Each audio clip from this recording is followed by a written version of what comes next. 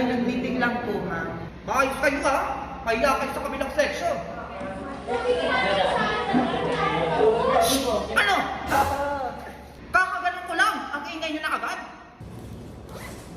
Yun, ano yung hawak mo? Ay, Nature Spring po, ma'am. Tubig ko po. Talaga ba? Eh, ba't parang bagong packaging yan? Ayos po, ma'am. Opo, mas pasabog na yung packaging nila kasi po yung cup neto naka-attach na. Okay, para saan daw yun? Ay, okay po, ma'am. Ang twist, ito po yung bubuksan mo na siya. Ang flip, ma'am, ito naman yung pag-iinom ka na. Kailangan mag-lock para kapag uminom po kayo, hindi tatama sa ilong nyo. Parang ganito. Tsaka naka-attach na din po pala yung cup neto sa bottle para di na din po mahulog pag inopen natin. At mas madali na rin po siyang isarado. Ayan, ma'am. And of course, recycle. Ito, ma'am, yung mare-recycle natin as one kasi naka-attach na yung cup sa bote. Perfect na bagong Nature Spring ngayon, ha? Yes, ma'am, kailangan po natin mag-recycle, lalo na yung mga bottles para makatulong po tayo sa kalikasan. Ay! Okay, last time ka sa akin, Junjun. Ano yung ganyan?